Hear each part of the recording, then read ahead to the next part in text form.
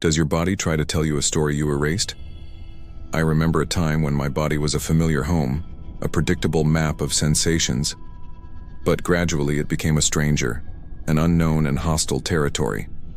The pain didn't come from a visible accident, nor from a diagnosed illness. It emerged like an unsettling shadow, an existential discomfort that manifested in every muscle fiber, in every joint that creaked without reason. It's a weight on my chest, a fatigue no sleep can repair, a rigidity that binds my movements even when my mind insists everything's fine. This is the body's language, whispering a story the mind refuses to recall, or in self-protection tried to erase. It's somatized trauma, settling in tissues, organs, guts without a name, without a clear event to justify it. Memories aren't in images or sounds, but in the skin that reacts, in muscles that contract in permanent guard, in nerves that pulse in constant alert. The body became a living archive, a silent diary of wounds consciousness didn't record, but which were deeply etched into every cell. It screams what the mouth never dared utter, what the mind insisted on forgetting. The body never lies. It merely whispers truths the mind tried to silence. My hands at times clench involuntarily, or my shoulders rise in a tension I can't release. They're small spasms, almost imperceptible tremors the world ignores, but which are like bridges to dormant physical memories. Somatized trauma isn't a memory as a scene, but a raw sensation, a contained energy seeking escape. It's the body reliving a terror the mind insists on classifying as forgotten. Every diffuse ache, every discomfort without apparent cause, is a point on this invisible map, a coordinate for a wound consciousness tried to seal. There's an archive within me, not in the mind, but in the very cellular constitution, where every humiliation, every fright, every silent abandonment was meticulously stored. It's the body's unconscious speaking through lower back pain, when emotional burden is unbearable, through gastritis when anger is swallowed, through headaches when confusion is suffocating. The body's language is relentless. It doesn't yield to denial. It's the silent witness to all battles never fought, all screams never uttered, all tears held back. Existential discomfort deepens as body and mind are in constant dissonance, one pulling towards oblivion, the other insisting on remembering through pain. It's an exhaustive dance between the need to forget to survive and the imperative urge for the body to release what traps it. The body speaks in murmurs, but its truth resonates like silent thunder. The mind, in its desperate attempt to protect, created a prison of denial. It insists, "It didn't happen. You got over it. It's all in your head." But the body is stubborn. It retains every impact, every omission, every unspoken word. I feel the truth in my viscera, in a stomach clench appearing without apparent reason, in a throat lump that suffocates words before they even reach consciousness. This is the body's language, my being's silent protest against forced oblivion. It's a soundless scream, a visceral rebellion manifesting as emotional illness, without a clear diagnosis, just an existential discomfort that consumes peace. This somatization isn't weakness, it's a survival strategy, the last frontier of memory insisting on being heard. My nervous system lives in constant alert, a hypervigilance program to detect threats I can't consciously identify, but which the body recognizes. It's like living under an eternally cloudy sky, where the storm is always imminent, but never truly arrives. With every inexplicable ache, every muscle tension that won't yield, my body sends a signal, a coded message of pain the mind tried to sweep under the rug. I am the living archive of my own denial, and my body is the relentless guardian of all buried truths. The body is the sacred book of all pains the soul refused to read. My nights are a silent battlefield. There are no nightmares with clear images, but a torment manifesting as inexplicable insomnia, fragmented sleep that never brings true rest.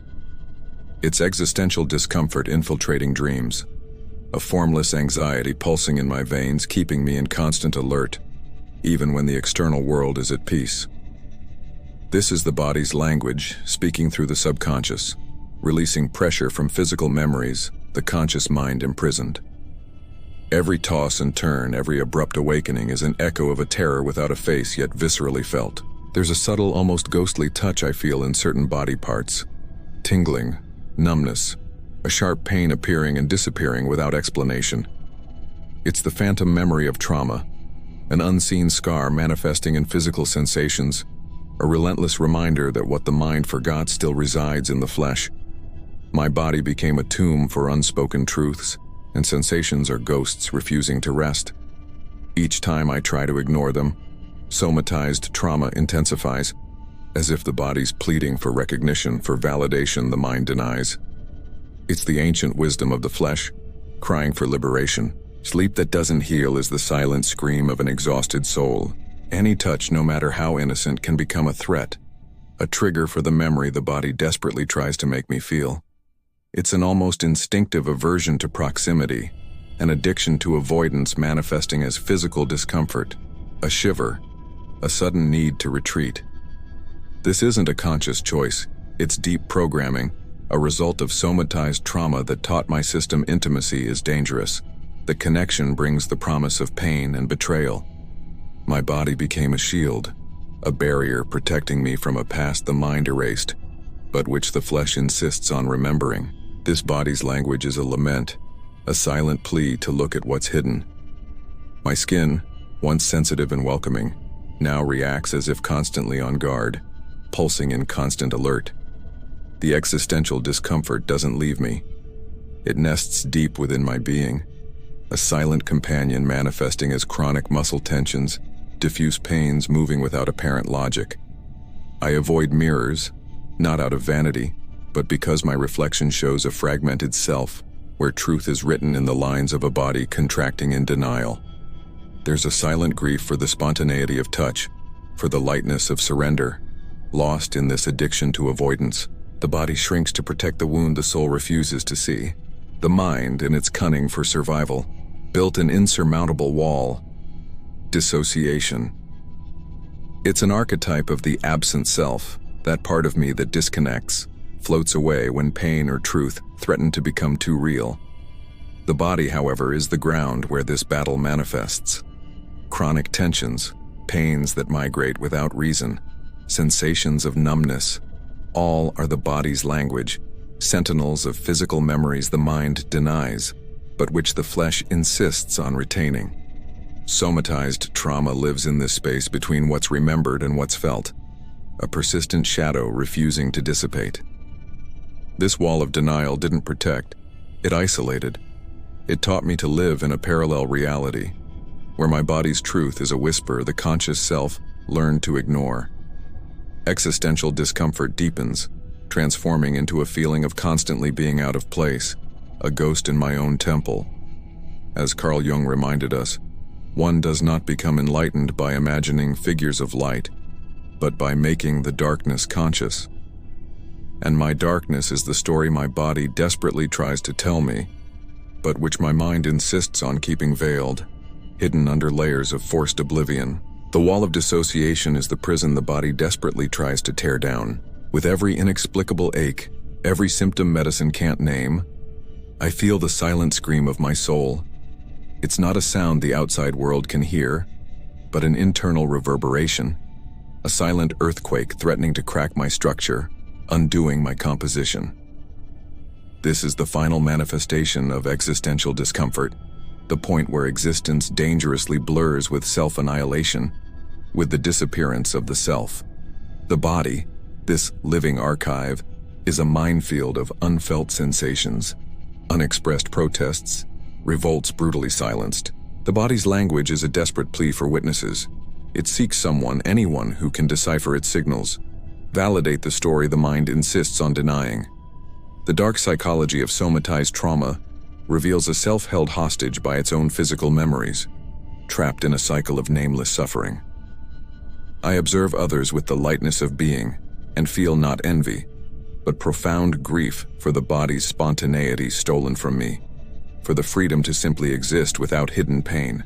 As Gabor Maté wisely reminds us, trauma is not what happens to us, but what happens inside us in the absence of someone to share it with. And the overwhelming inability to share this truth, to healthily release it, transformed me into a vessel filled with anguish, slowly corroding me from the inside out. The bitter acceptance that this is my story, my destiny, my legacy of a body that screams what the mouth never dared utter. The exhausted soul doesn't ask for help. It merely folds in silence and waits to be deciphered. There is an ancestral wisdom in the flesh, a primordial knowledge transcending the mind's logic. My body, despite all attempts at denial, is the guardian of this wisdom. It speaks in microtensions, in cut breaths, in a subtle dance of discomfort, revealing the untold story. This is the body's language, the truth refusing to be silenced, even when the mind insists on erasing it. Physical memories aren't haunting ghosts. They're messengers seeking liberation. The dark psychology of somatized trauma lies precisely in this disconnection between consciousness and body, an abyss where pain accumulates until it overflows into symptoms. Existential discomfort becomes a guide, a call to look at what was swept under memory's rug. It's a conditional liberation. Peace is only possible when the body is finally heard, when its pains and silent screams are validated. My existence became a quest for this harmony, for a reunion with my own corporeal truth. The body, when heard, becomes the portal to the soul's freedom. My existence unfolds, a silent testament to somatized trauma, the burden of one who tried to forget what the flesh insisted on holding. This is my legacy, the story of a life where existential discomfort became the guide, the somber beacon forcing me to look into the depths. My physical memories are fragments of pain pushed into denial's abyss, sealed by the mind to maintain a facade of normality. But the body's language is relentless. It refuses to be silenced, and now it demands to be heard. The dark psychology of somatization reveals a self held hostage by its inexplicable pains, trapped in a cycle of seeking a diagnosis that never arrives. Invisible exhaustion is the price of every year lived under oblivion's banner, a debt life silently collects in every cell, every restless dream. There's no true escape, only the gradual awakening of a consciousness that begins to accept the body as the messenger, not the enemy. I observe my room's ceiling, and it mirrors a cloudless sky, vast and indifferent, reflecting my solitude, but now with a new light of understanding. The end isn't a magical cure, but the journey's continuation, the persistence of a being finally reconnecting with its own corporeal truth. I seek not pain's eradication, but understanding. I am my own body and my own archive, eternally connected to the story that inhabits me. The body is the altar where the soul's truth finally reveals itself. Does your body try to tell you a story you erased? If you feel the echo of this truth, write in the comments, "I hear what my body screams." Because silence is also an answer.